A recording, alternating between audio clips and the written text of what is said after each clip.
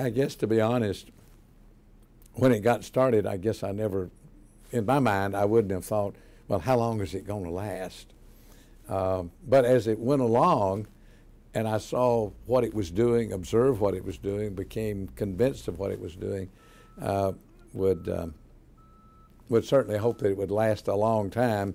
But if you'd asked me at some point in 82, 3, 4, 5, well, do you ever think we'll have 900 people working at UT who've gone through it? I'd probably said, well, that's a whole lot. But it's a compliment to the quality of the institute, the quality of the people who do the teaching, but it also says a lot about our chancellors and vice presidents and presidents who encourage this and are willing for their staff members, faculty members, to take off for several days and go to Gatlinburg, go to wherever, and spend that time, because they say, well, we just can't spare Nancy. She's too important.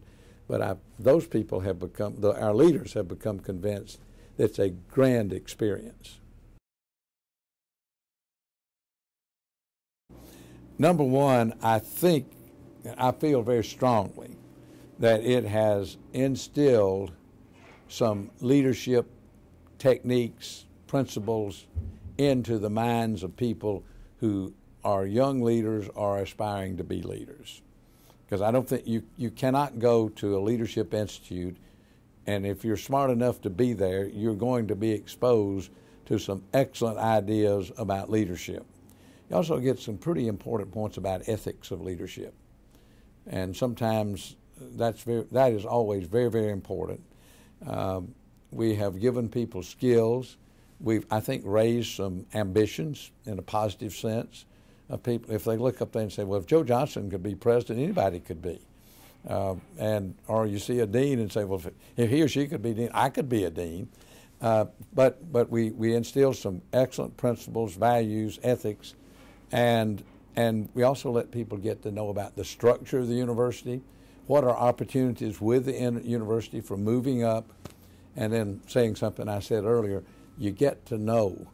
Those 900 people who've gone through the Leadership Institute have gotten to know each other.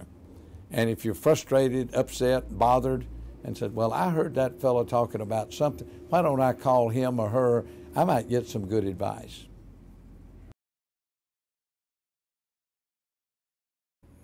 An essential organization. Dynamic